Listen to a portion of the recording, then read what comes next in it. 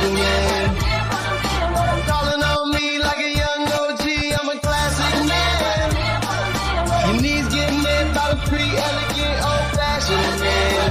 Yeah, baby, I'm a classic man,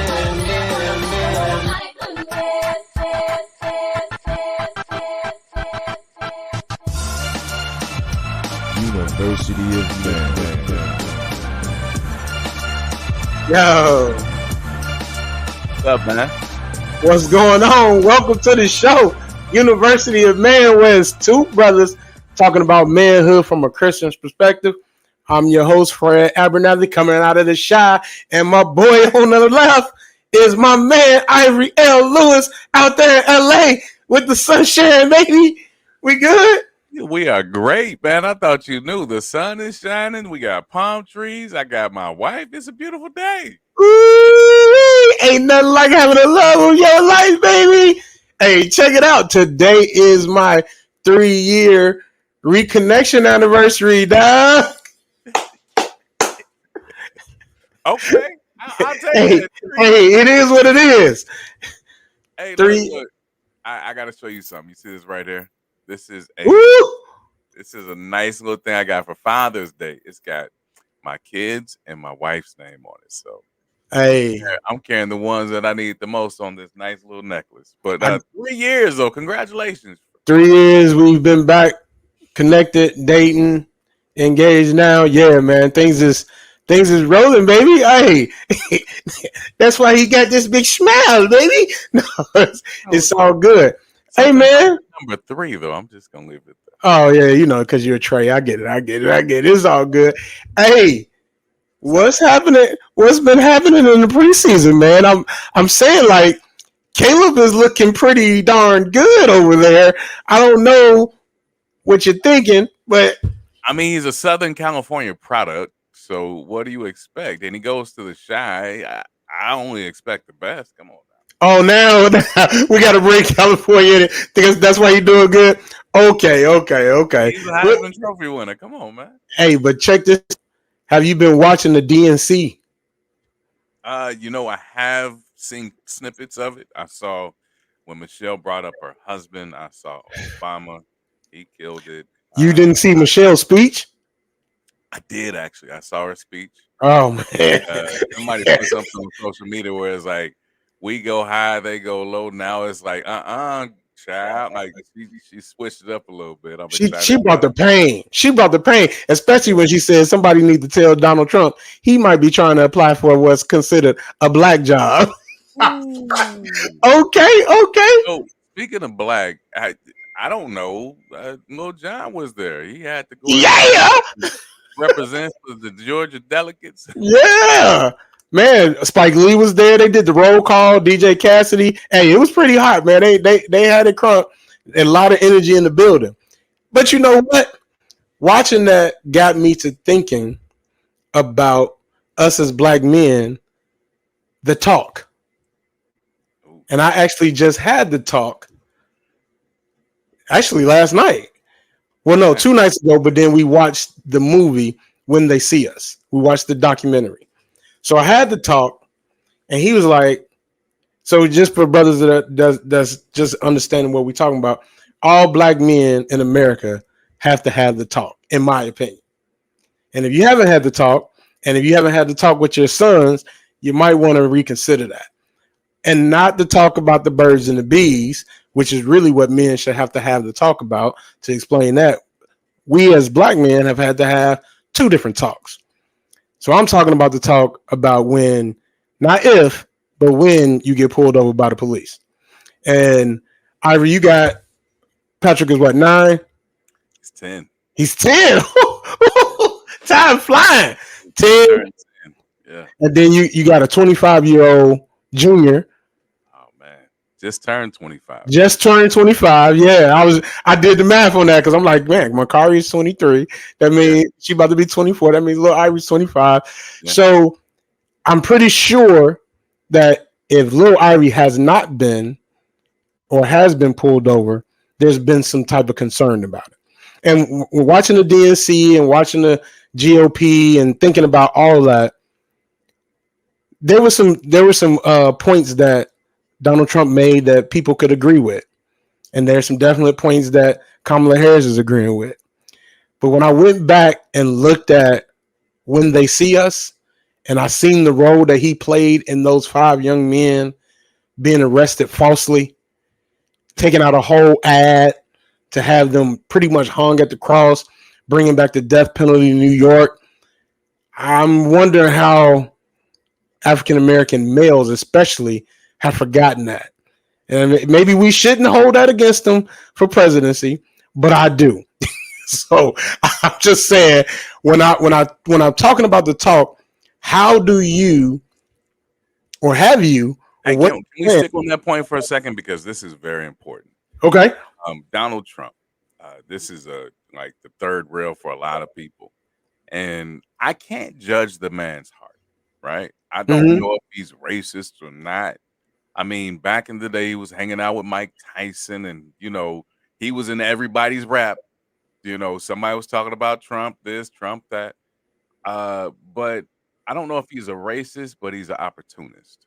Definite opportunist. And the people that are racist are voting for him. So, in order to, by any means, win, I think that he will pander that group just a little bit, just to be able to get across the finish line. Now, with that being said, he's done some stuff for the black folks. He's also, had some questionable conversations and some things, and it throws me in a tizzy. So I don't know. So go back to your point. I apologize. Just want to throw that out there because I try to look at it from both views. And I get that.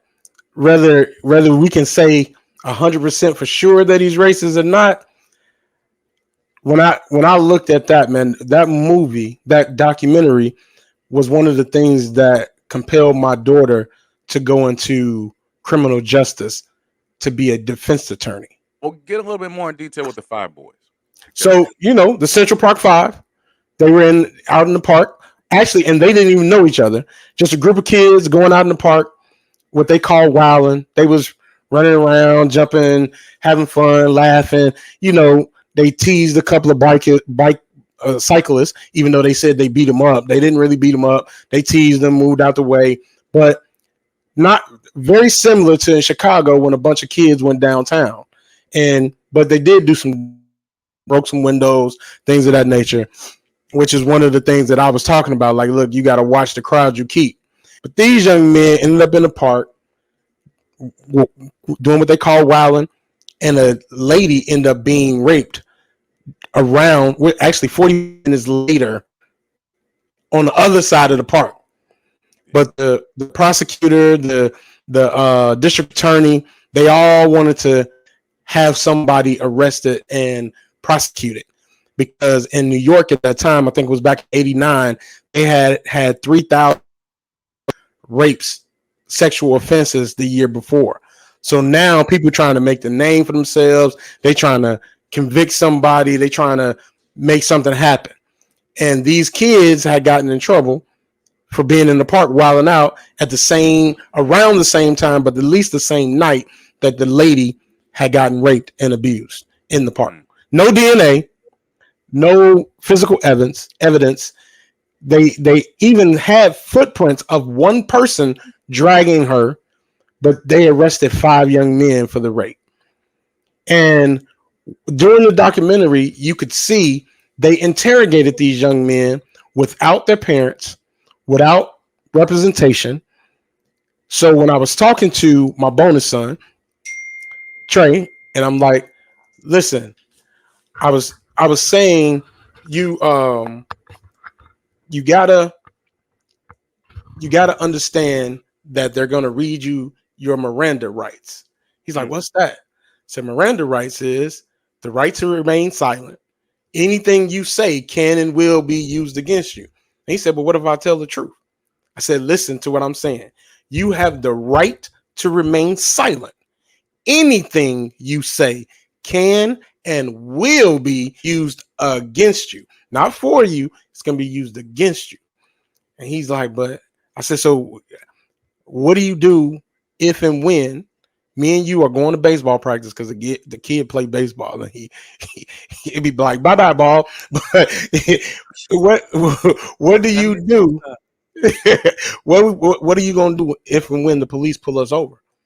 He's like, be respectful. Okay, that's a good start. But what do you do physically? He's like, I don't know. I just sit there. Okay, here's where we start to talk. Yeah. Let's make sure your hands are visible because my hands are going to be on the steering wheel. Your hands go on the dashboard. And he's looking at me, and I'm like, I get it. I get it, Trey. It's not fair. It's not fair that we got to have this talk. It's not fair that we've got to prepare for when this happens. And he's like, but I'm just a kid. And I said, well, you five, you 5'6" right now, and you 12. You got a nice big frame. When the police pull up behind us, you don't Wait, look like a say kid. that again. 5, 6, and 12. He's 12. Yeah. Trying to Yeah. shoot that boy where? Wait a minute. Hold on. Trey. So for all intents and purposes, he looks like a grown up Yeah. from behind. So I'm like, they're not walking up to the car thinking that it's two, like it's a grown up and a kid. They're looking at you like there's two men in the car. So starting off having that conversation, and you could see the look on his face, but like, why would they be like that? So that's why I had to show him the documentary, because coming from a suburb of Atlanta, Grayson, Georgia, it was different. Like he was used to being able to ride with mom. He's in the back seat, everything. He can be a kid. Now he's getting to the stage where you're getting ready to be in that adolescence, teen years, and you're possibly going to start driving soon. I want you to be prepared for not if, but when this happens. So tell me, man, like, how do you feel about having to have that conversation with your 10-year-old son who, one, like, your kid has one of the brightest eyes. He's like always smiling. He's all like he's got that kid like energy and that innocence of, man, dad and mom, they taking care of me. We do the right thing. You can still see the innocence in your son's face. How do you propose to bring this, what I consider darkness, to his life so that he could be aware of his surroundings? I've yet to come to grips with it. I think in 2020, when a couple of things happened to African Americans, boys specifically, kids, men, um, I had to ask the question like, would I be marching with Martin Luther King back in the day? I probably wouldn't because I'm a man and I have to be home for my wife and my kids. But I'd be behind closed doors, pulling strings to make sure the people were marching and were doing that. And I say all that to say this: I saw the movie Emmett Till, and it was awkward because I was in the suburb of Los Angeles when I saw it. I was the only black man in there, and I heard tears, weeping, crying, like real tears in the theater, and I just couldn't help but like realize that it's just not a us problem. It's a we problem as America.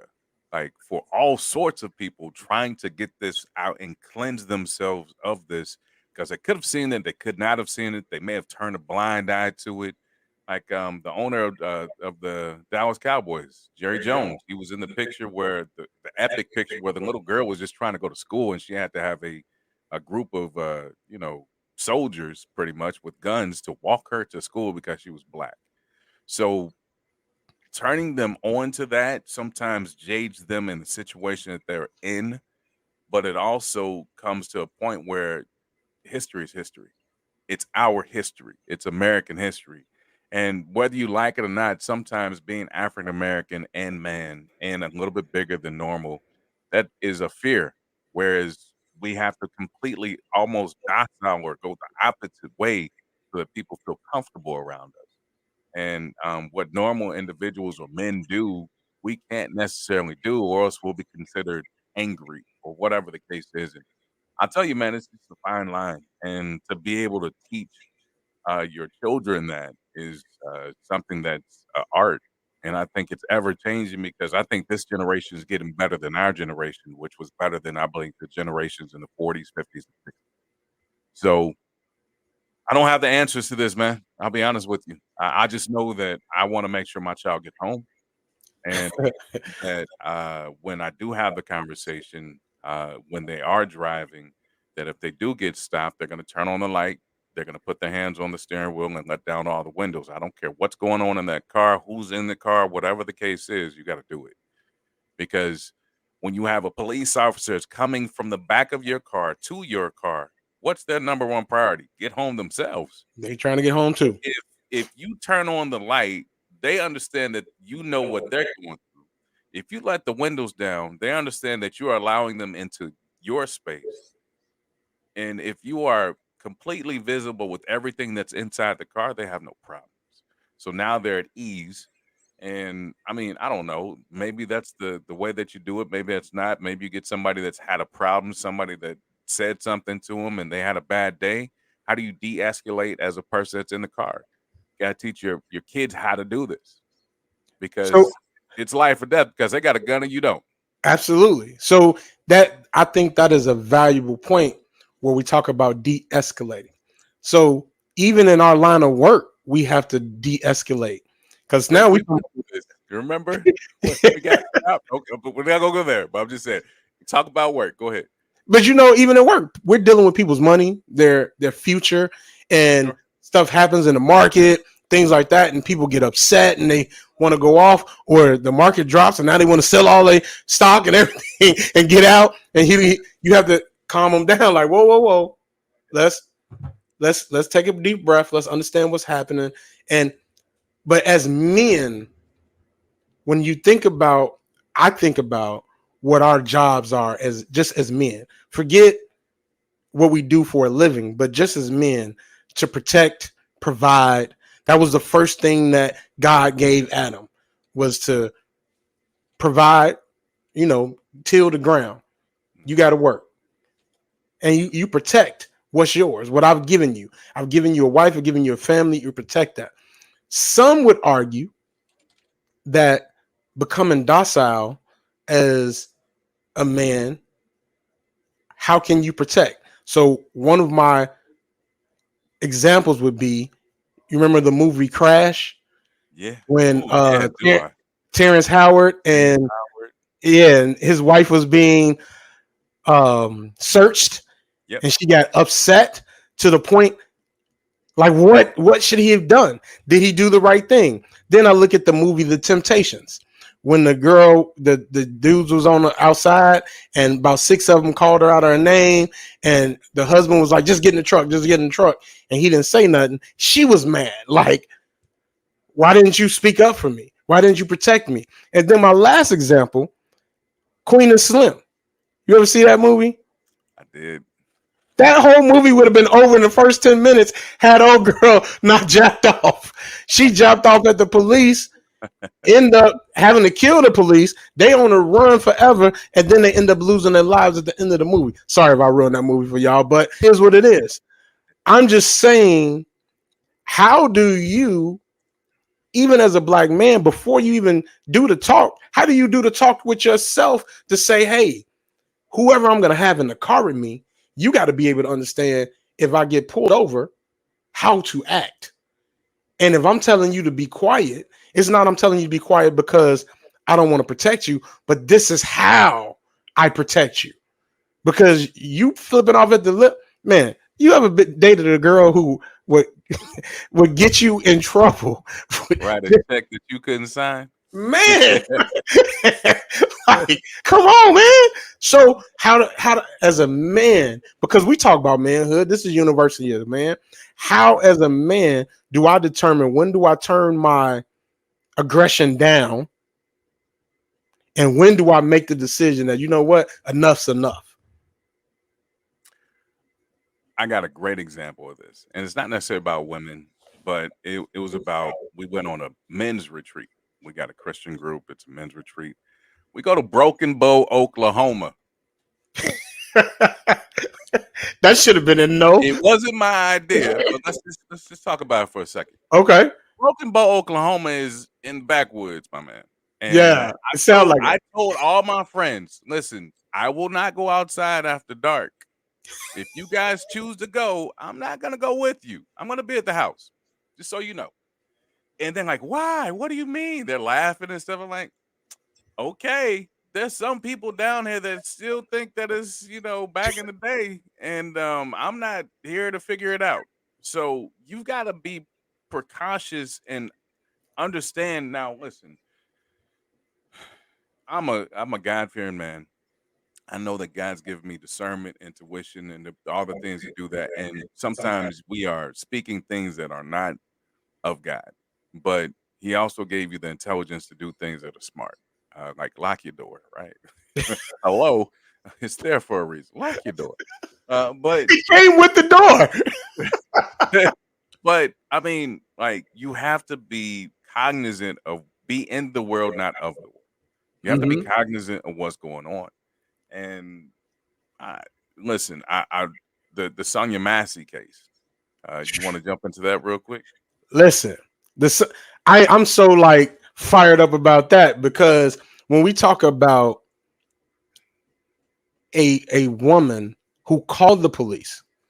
So the for those of you who don't know about Sonia Massey called the police. When she called, she said, "Please send somebody who is not racist and is not aggressive. I feel like somebody's at my house." If you go on YouTube, you can see the video. It's very disturbing. She was sitting down. The officer told her to go turn off some hot water that was boiling on the stove. She goes over 20 feet away from him with a couch in between both of them and turns the pot off. He says something to her. She says, "I rebuke you in the blood of Jesus." He tells her, "I'm going to shoot you in the face." Oh, before she says, "I rebuke you," he said, "Put the pot of water down or I'm going to shoot you in the face," something of that nature. She said, "I rebuke you in the blood of Jesus." He shot her in the face. Then his partner said, "Oh man, I'm going to go out to get this stuff so I can help revive her or something." He said, "No, don't worry about it. That was a kill shot." That woman was executed in her house. She called the police. My question was, if she had a man, a black man, a grown man, a man that she loved, that loved her and trusted her, would she have called him too? Would we, or when do we stand up for her even though the event has happened? When Trayvon Martin happened, we rallied around it. We marched. Black Lives Matter. Uh, uh, Mike Brown, George Floyd. We were all up in arms. But when a black woman got slaughtered in her home, we don't even hear about it. And that's what I'm like. As men, when do we stand up to protect our women? And that's where it came across the question, because we got to protect ourselves, right? Like, how do we do that? So, where are you going with the Sonia Massey? Uh, it hurts. It hurts to see something like this on a camera and to hear the words that came out of that officer's mouth that actually shot her. It hurts. And it goes back to like we probably wouldn't have seen some of these things, but now we have technology and you could just say it's hearsay, he say, she say, and you just got to sweep it under the rug. But it's now getting put out there. And his girlfriend, I guess at the time, was one of the people that came to that same residence and gave her racist comments in the past. That's why she was asking for another squadron or whatever.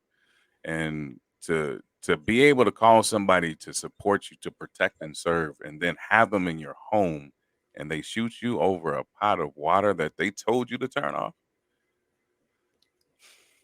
And I mean, it's just happening in broad daylight. Like I don't understand how this can be, but it is. And I just pray for her family. I pray for the people around her. And uh, these are trying times. These are definitely trying times, and God's got to show His hand with this. And there's going to be some stuff that's going to be uh, some. I wouldn't call it get back, but uh, we've got to learn from this. We've got to learn how to, like you just said, protect the people that we love. And like back in the 60s, if the people that were supposed to protect and serve us didn't come, we had the Black Panthers, the Hell's Angels, whatever. Like we had all sorts of individuals that would come in lieu of what we thought was supposed to be. And look at the systemic racism in police forces. It dates back to police officers were just to go catch black people. That's what a police academy stemmed from. So, you still got remnants of that. And, I've got a lot of great friends that are police officers, so I'm not condemning everyone. Absolutely. Just a couple of the people that are not so great, especially that guy that shot that woman. So if you are, let me leave it there. So yeah, that's the only reason why I brought it up, because I just think that it goes in alignment with all the things we're talking about and having the conversation, and just like, and I know this is a bad example, but I'm going to bring him up anyways. Bill Cosby back in the day, he would say, behind closed doors, we got to pull up our bootstraps. We got to be able to do things on our own. But in public, he would say that, yes, we still need opportunities because we've had 400 plus years of oppression. But you can't lean on that. You've got to actually be better than that behind closed doors. And that's one of the few, amongst other things. I love the Cosby Show back in the day. I thought he showed a very classic, Absolutely. great family. And then, the different world where everybody wanted to go to HBCU. Spelman's not even a college, and everybody wearing Spelman stuff. And like now, I think they have a spinoff of that where Whitney and whatever his name is with the flip up glasses, Dwayne Wade. Dwayne Wade, not Wayne. Wade. Yeah, they have a spinoff of that where their kids are going to. Oh, Kadeem Hardison. Yeah, that's Hardison. there you go. So, yeah, that again, it hurts. It's frustrating. You don't know what to do until it comes down your street, and I just pray that it never does. And I'm joyful knowing that it's not. But if it does, we'll just have to go ahead and act accordingly. So, and when I I operate in that, hey, it's gonna happen. So let me prepare for it. But the scripture that always come to mind is, God has not given me the spirit of fear, but of love, power, and a sound mind. And when I think about the love, I think about, okay, we got power. Our skin complexion sometimes is just power enough. But the one that really I think people need to hone in on is a sound mind. And when I say that, mentally, you know what the game is here in America. You know what it is. So when you know the rules of the game, you got to play accordingly. Is it fair? Nope, I don't think it's fair.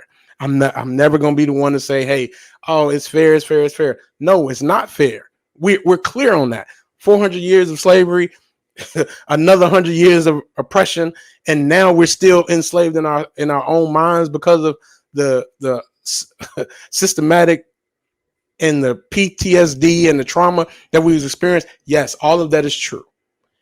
But I'm also with you behind closed doors. Like, listen, sometimes we're using that as a, but also understand, when you know the rules of the game and you can play accordingly, that's how you can win.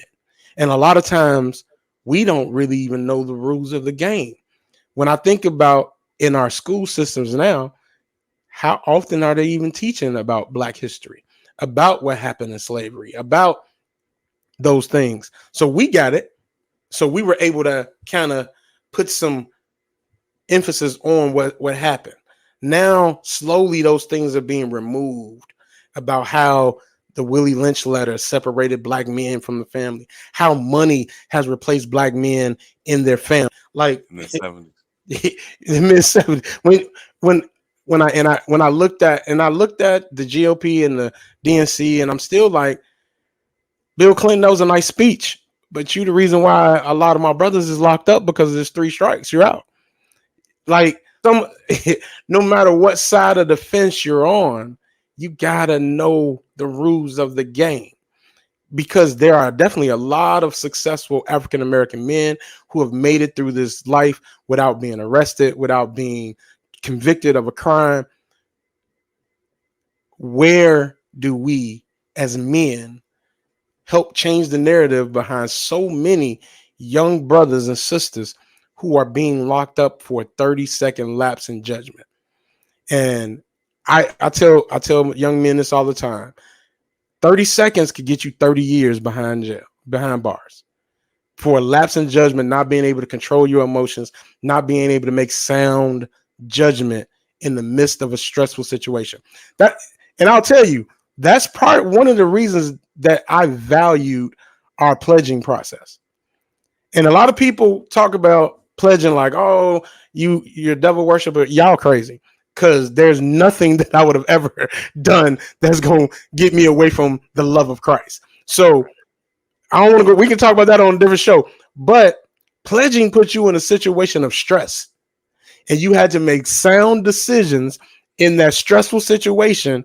And now just imagine when you got in the corporate world and you was getting this stress and people are not even yelling at you. They just giving you like, if you don't do this, you could be fired. And how you were able to handle the stress. Like, man, please. 50 Cent said in his book, Hustle Harder. Somebody asked him, like, man, how you go in these board meetings and not be scared? He said, man, I faced death. I was shot 9 times. You think I'm scared of what's going to happen in the boardroom? I almost died. That is our life on a regular basis. When you go through stressful situations and you can make it, when it's time to play the game, like, what are we scared of? But do we know when to turn it down? And we got to get out of that concept, in my opinion, of are we punking out because we turn down our aggression at certain times? Emotional IQ. You got to teach it. You've got to be it. You've got to believe in it. And there's often times where the licenses that I carry allow me to make decisions that will never hold me in a place of content again. Yeah. Amongst other things. And, I just think that being in a spot where you know that you could lose your livelihood because you were in a similar situation, whatever the case is, I just walk away, man. Like, and then what do I have to prove nowadays? You know what I'm saying? Like, I've benched 500 pounds. I think I can hit you really, really hard.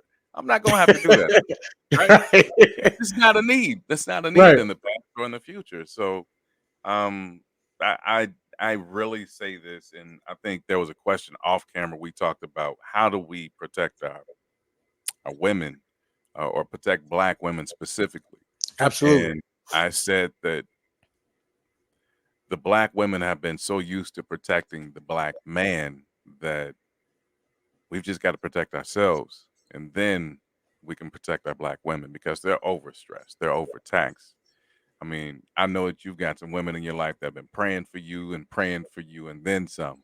And if you look at the numbers, there's more women than men, and uh, they really deserve to have a whole lot more than they're getting. And we talked about the numbers. Like, Yeah. Black men are getting paid more than Black women, but Black women by droves have more education, More education. more wherewithal, more know power, like all those things. And I think per capita, the Black woman is getting paid way more than the Black man. But I just think that they are in a position where they have to trade in sometimes their career to be a parent or a mother or a wife. And it's hard. It's hard for them because, like I said, or like you said, or alluded to in the 70s, the government basically gave a pass to very low economic situations where they said, if you don't have a father in the home, we will give you this check. And many times that check was way more than what the father was making. So the father couldn't be there, even if he wanted to be there. So um, we've got a lot to make up for. We've got a lot to break the molds with. But I just know that there's a lot of people out there trying to do it. So just like you and me. Yeah. And this is a conversation that could go on for years. But But the last thing I want to say about that, as far as when you think about the workforce and Black women, and like they are the most educated people on the planet. They got more degrees than any demographic out there. And salute to you guys. And people still say, well, why would they get paid less than other demographics? Well, one thing is because there is not a man in the home, and because they may have children, and because they bought their own house and they bought their own car, the fear of losing their job because they ask to get paid for what they worth. That's why it happens. Me, I'm coming in the office like, look, man, this is what I'm worth. If you can't pay that, don't worry about it. I'm gonna go find something else, or I'm gonna go create my own, because that's the mentality that I can have. But a woman who has a mortgage, kids to feed, a car note, a livelihood, away, and she's the only provider for that family, she's not willing to risk being fired over asking for more, not just more, asking for what she deserves. But that's where it bothers me. Like, where are the brothers? And when I think about other nationalities, like I got some Arabic friends that are like, man, no, we'll die for our women. Die. Like, yeah, I know you just wanted to talk to her, but no, you can't. You can't even see her hair, let alone be in the same room with her alone. And we've been conditioned from back in slavery to have people run through our women, have people use our women, have people do all type of things to our women, and them still be the backbone. At some point, that's got to change, because our women are the lifeblood of our families. They the only people that can bring forth life. Now we give it to them, but they bring forth and nurture it. So when and how, as men, do we continue to grow, to protect ourselves, protect our women, and not just the women that you are in romantic relationships with? When you see a female going through a door, open the door for her. What are we doing? You on the bus and it's crowded. You see a black woman standing up. Get up, man. Let her sit down. Just the simple things like decorum, man. That bothers me, man, to see young dudes running through a door and you see a woman carrying groceries. You don't even open the door for her. That's not manhood. All right, I'm off the soapbox. But listen, I appreciate it. Your scripture for the day is God has not given us a spirit of fear, but a love, power, and a sound mind. University of Man. Follow us, like, subscribe. On YouTube right now is at Fred Abernathy. We're going to get that changed to University of Man. But Spotify, iHeartRadio, Amazon Music. Hey, let somebody know about us. Appreciate you.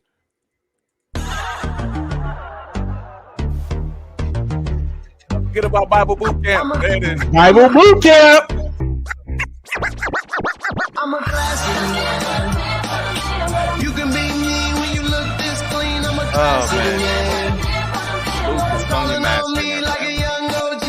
I'm a classic man. Your knees get met by the pre-elegant old-fashioned man. Yeah, baby, I'm a classic man.